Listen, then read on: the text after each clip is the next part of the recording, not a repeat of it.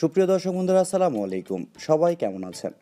আশা করছি যে যেখানে আছেন অনেক অনেক ভালো আছেন। দর্শক বন্ধুরা, গ্লোবাল মার্কেটে 17 মার্চ এ সিরিজের ফোনগুলো লঞ্চ হয়েছে। এই বিষয়ে আপনারা অনেকেই জানেন। গত 2 দিনের ভিডিওতে আমরা স্যামসাং গ্যালাক্সি A53 এবং A73 এই দুইটি ফোন নিয়েই কথা বলেছি। তবে আপনাদের কমেন্ট দেখে যা বুঝলাম, A33 এই ফোনটি নিয়ে আপনাদের অনেকেরই আগ্রহ রয়েছে। এই জন্য আজকে আমরা স্যামসাং গ্যালাক্সি A33 5G এই ফোনটি নিয়েই কথা বলবো। গ্লোবাল মার্কেটে এই ফোনটি প্রাইস রাখা হয়েছে €369। ফোনটির হাইলাইটেড বিষয় নিয়ে যদি আমরা কথা বলি, তাহলে এই ফোনে থাকছে exynos 1280 চিপসেট, যা একটি 5G চিপসেট, এবং এছাড়াও থাকছে সুপার অ্যামোলেডের একটি ডিসপ্লে। আরও থাকছে 48 মেগাপিক্সেলের ওআইএস যুক্ত ক্যামেরা। সব কিছু মিলেই ফোনটি আসলে কেমন হবে? আর ফোনটি যেহেতু গ্লোবাল মার্কেটে লঞ্চ হয়েছে, সেহেতু এই ফোনটি আমরা বাংলাদেশ এবং ইন্ডিয়ান মার্কেটে কবে পাবো, আর এর দামই বা কেমন হতে পারে, এই সবগুলো প্রশ্নের উত্তর থাকবে আজকের এই ভিডিওতে। আশা করি পুরো ভিডিও ধৈর্য সহকারে অবশ্যই দেখবেন, তাহলে আমি শিওর এই ফোনটি সম্পর্কে আপনারা সব কিছুই জানতে পারবেন। আর আপনারা দেখছেন টিভি টেক টিউব, আর সবসময়ের মতো সাথে আছে আমি প্রান্ত। ভিডিওটি ভালো লাগলে অবশ্যই ভিডিওতে একটি লাইক দিবেন, চ্যানেলে নতুন হয়ে থাকলে চ্যানেলটি সাবস্ক্রাইব করে পাশেই থাকবেন। প্রথমে যদি ফোনটির ডিজাইন এবং বিল্ড কোয়ালিটি নিয়ে কথা বলি, তাহলে এই ফোনটিরও ব্যাক সাইডে এবং ফ্রেমে থাকছে পলিকার্বনেট অর্থাৎ প্লাস্টিক। ফোনটির থিকনেস করা হয়েছে 8.1 মিলিমিটার এবং ওজন করা হয়েছে 186 গ্রাম।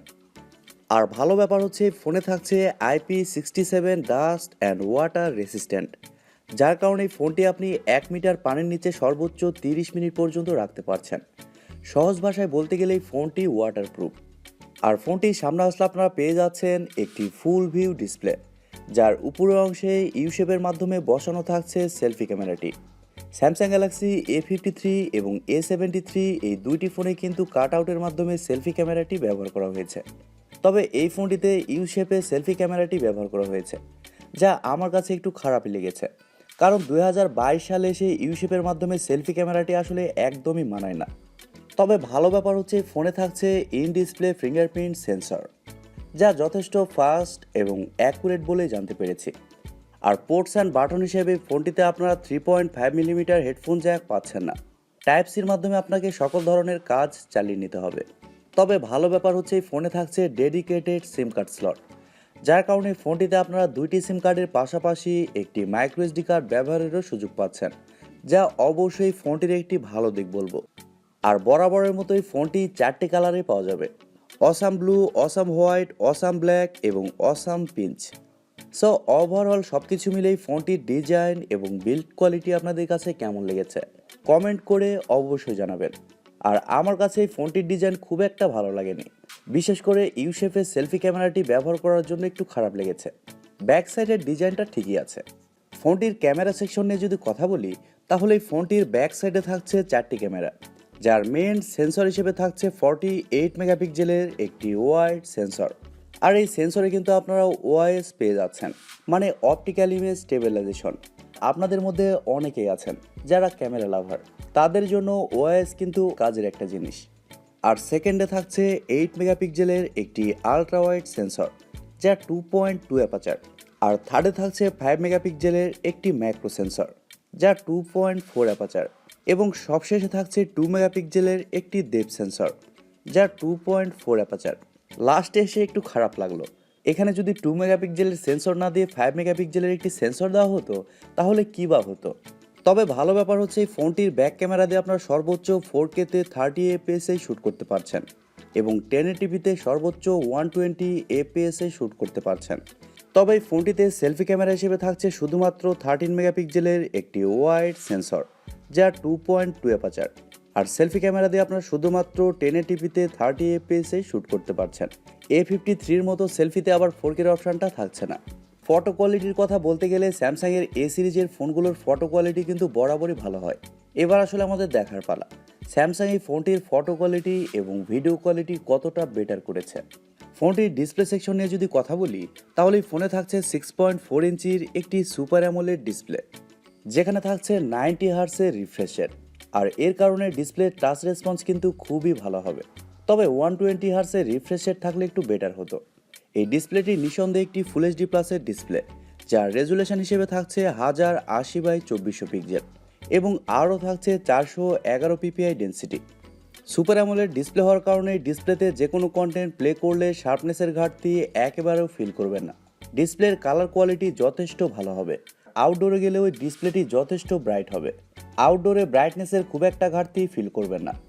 স্যামসাং গ্যালাক্সি A33 এই ফোনটি ডিসপ্লের প্রোটেকশন হিসেবে থাকছে কর্নিং গরিলা গ্লাস 5।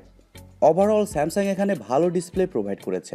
তারা ভালো ডিজাইন এবং ভালো ক্যামেরার সাথে ভালো ডিসপ্লে প্রোভাইড করেছে। এবার যদি ফোনটির সফটওয়্যার এবং পারফরমেন্স নিয়ে কথা বলি, তাহলে এই ফোনে থাকছে অ্যান্ড্রয়েড 12, যার ব্যাকএন্ডে থাকছে One UI 4.1। স্যামসাং এই ফোনটিতে নতুন চিপসেট ব্যবহার করেছে, exynos 1280। এটি একটি 5G চিপসেট, যা 5 ন্যানোমিটার আর্কিটেকচারে তৈরি করা একটি অক্টাকোর প্রসেসর। এই চিপসেটকে আপনারা মিডিয়াটেক ডায়মেনসিটি 900 ওই চিপসেটের সাথে তুলনা করতে পারেন।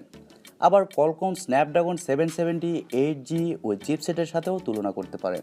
তবে সেক্ষেত্রে স্ন্যাপড্রাগন 770 8G এই চিপসেটটা কিছু ক্ষেত্রে এগিয়ে থাকবে, কিন্তু মিডিয়াটেক ডায়মেনসিটি 900 ওই চিপসেটের চেয়ে একটু বেটার হবে।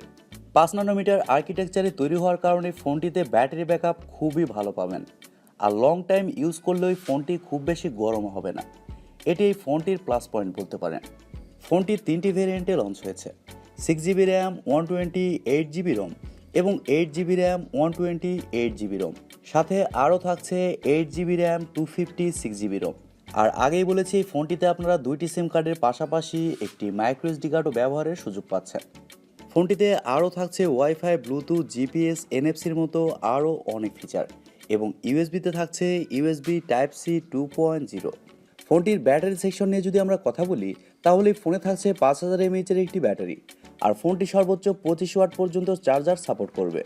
তবে ফোনটির সঙ্গে এবার বক্সে কোনো চার্জার পাচ্ছেন না, অর্থাৎ স্যামসাং এবার তাদের এ সিরিজের কোনো ফোনের সঙ্গে বক্সে চার্জার দিচ্ছে না। এটি আসলে আমাদের জন্য একটি ব্যাড নিউজ। ফোনও কিনতে হবে, আবার চার্জারও কিনতে হবে।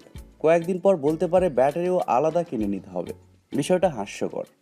এবার আসা যাক মেন টপিকে, ফোনটির প্রাইস এবং লঞ্চিং ডেট। দর্শক বন্ধুরা, ধারণা করা হচ্ছে ফোনটি এপ্রিল মাসের শুরুর দিকে ইন্ডিয়ান মার্কেটে চলে আসবে, আর বাংলাদেশের মার্কেটে ওই ফোনটি আমরা এপ্রিল মাসের শেষের দিকেই পেয়ে যাব।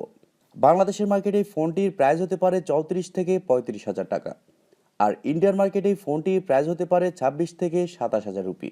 তবে দুই দেশে প্রাইস পয়েন্ট কিছুটা কম বেশি কিন্তু হতেই পারে। আর সত্য কথা বলতে গেলে এই ফোনটি সব কিছু আমার কাছে খুবই ভালো লেগেছে, তবে 2টি জিনিস খারাপ লেগেছে।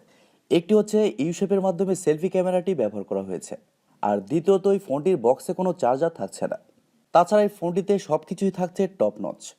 স্যামসাং এই ফোনটিতে নিঃসন্দেহে ভালো কাজ করেছে, এই বিষয়টি আমাদের স্বীকার করতেই হবে, কারণ এই ফোনটিতেও তারা স্যামসাং গ্যালাক্সি A53 ওই ফোনটির মতোই চিপসেট দিয়েছে, মানে 2টি ফোনে থাকছে সেম চিপসেট। সো আমরা আশা করছি এই ফোনটির পারফরমেন্সও কিন্তু খুবই ভালো হবে। এবার আসলে আমাদের দেখার পালা, স্যামসাং এই ফোনটি কবে এবং কেমন প্রাইস পয়েন্টে লঞ্চ করে। দিন শেষে প্রাইজের উপরেও কিন্তু অনেক কিছু নির্ভর করে। সো দর্শক বন্ধুরা, এই ছিল আজকের ভিডিওটি আপনাদের কাছে কেমন লেগেছে কমেন্ট করে অবশ্যই জানাবেন। আর ভিডিওটি যদি সত্যিই ভালো লেগে থাকে তাহলে টিপি টেক টিউব চ্যানেলটি সাবস্ক্রাইব করুন, ভিডিওতে একটি লাইক দিবেন, আর সব সময় আমাদের পরিবারের একজন হয়ে থাকবেন, কারণ আপনাদের সাপোর্ট এবং ভালোবাসার সব সময় প্রয়োজন। সো আজকের মতো এই পর্যন্তই, দেখা হবে পরবর্তী কোনো ভিডিওতে।